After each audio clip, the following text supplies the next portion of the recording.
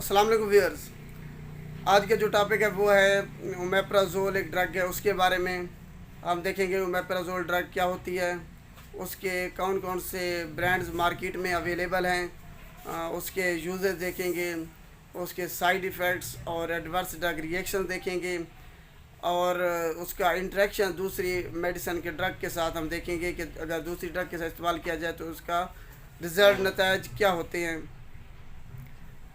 लेकिन उससे पहले अगर आपने मेरे चैनल को सब्सक्राइब नहीं किया तो अभी मेरे चैनल को सब्सक्राइब करें और बेल आइकन को आपने लाजमी प्रेस करना है ताकि जो भी मेरी नई आने वाली वीडियो है वो सबसे पहले आप तक पहुंच सके। और वीडियो अच्छी लगे तो इसको लाइक करें और शेयर भी लाजमी कीजिएगा। शुरू करते हैं आज के टॉपिक ओमेप्राजोल। ओमेप्राजोल बेसिकली एक प्रोटॉन पंप इनहिबिटर है जो कि गैस्ट्रिक एसिड सेक्रेशन को रोक देता है, इनहिबिट कर देता है।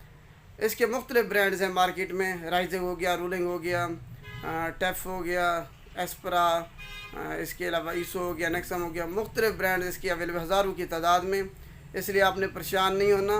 अगर रजिस्टर्ड मेडिकल प्रैक्टिशनर हैं, कोई भी ब्रांड लिखा है तो आप जहाँ भी फार्मासिस्ट हो वहाँ से जाके जो है ना अल्टरनेटिव ब्रांड इसका ले लेना है, परेशान नहीं होना। ये सारों का काम एक ही होता है।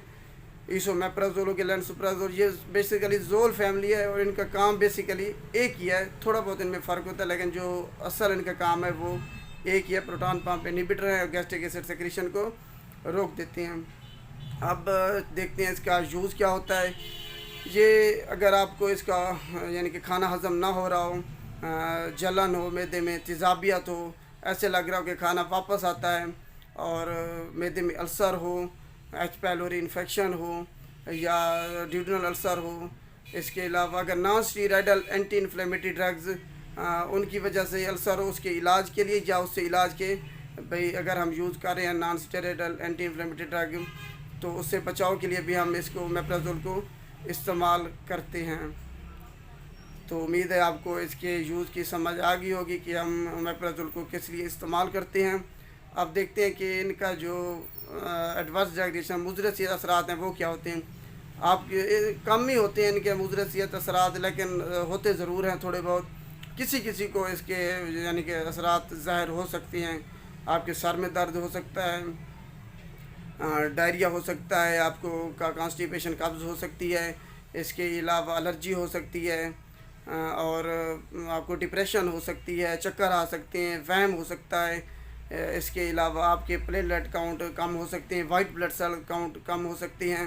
और जो सबसे ज़्यादा ख़तरनाक है ना, अगर आपने इसका ओवरडोज इसको ले लिया है और अगर आप इसको 1 साल से ज़्यादा इस्तेमाल कर रहे हैं खुद ब खुद सेल्फ प्रिस्क्राइब बगैर किसी यानी कि रजिस्टर्ड मेडिकल प्रैक्टिशनर के मशवरे से इसको इस्तेमाल कर रहे हैं, अगर आपको 1 साल से ज़्यादा का अरसा हो गया तो आपके रिस्ट, हिप और स्पाइन फ्रैक्चर आपको हो सकता है। इसलिए इसको एहतियात के साथ इस्तेमाल करें और बग़ैर किसी रजिस्टर्ड मेडिकल प्रैक्टिशनर के आपने इसको इस्तेमाल नहीं करना। अगर आपको जिगर यानी कि लीवर के मसाइल हैं तो रजिस्टर्ड मेडिकल प्रैक्टिशनर को लाजमी बताना है ताकि वो उसकी डोज एडजस्ट कर सके। इसलिए इसको दवाइयों को मजाक ना समझें, इनको एहतियात के साथ इस्तेमाल करना है, ख़ुद मेडिसिन कभी भी नहीं लेनी। इसके अलावा आपको चक्कर आ सकते हैं, वहम हो सकता है, ये सारी जो है ना इसके मुज़र सेहत, एलर्जी हो सकती है, बुखार हो सकता है, आपको कमज़ोरी फ़ील हो सकती है, वीकनेस। इसलिए ये इसके मुद्रे आपने परेशान नहीं होना, ये इसी ड्रग की वजह से है, ओमेप्राजोल की वजह से। और इसका ओवरडोज आपने नहीं लेनी। और अगर साल से ज़्यादा का अरसा हो गया है तो इसको इतना इस्तेमाल नहीं करना बग़ैर किसी रजिस्टर्ड मेडिकल प्रैक्टिशनर के मशवरे से।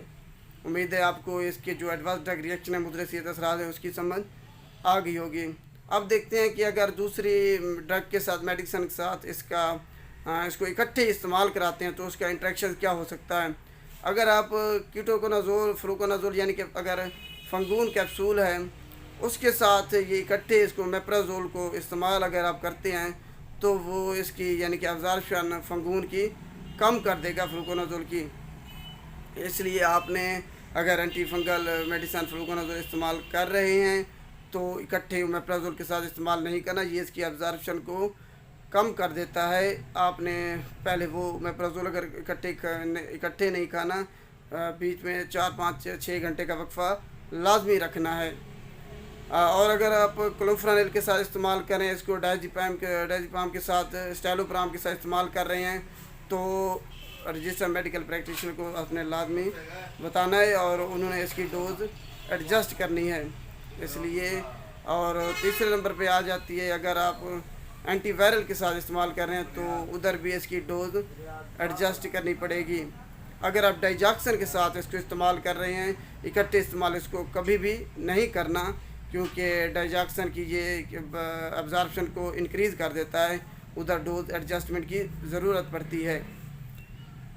हाँ, ये चंद एक यानी कि इनके इंट्रैक्शन थे। अगर दूसरी मेडिसिन के इस्तेमाल करते हैं तो उसके क्या क्या नतायज हो सकती हैं, इसलिए आपने इसको दूसरी मेडिसिन के साथ कम इस्तेमाल करना है और अद्वियात को मजाक ना समझें।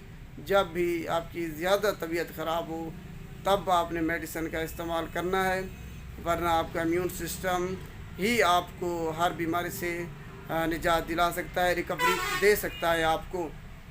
अद्वियात आपने हमेशा फार्मासिस्ट की मौजूदगी में हासिल करनी है ताकि गैर मियारी अद्वियात से बचा जा सके। अगर वीडियो अच्छी लगे तो इसको लाइक कीजिएगा और शेयर भी लाजमी कीजिएगा। शुक्रिया।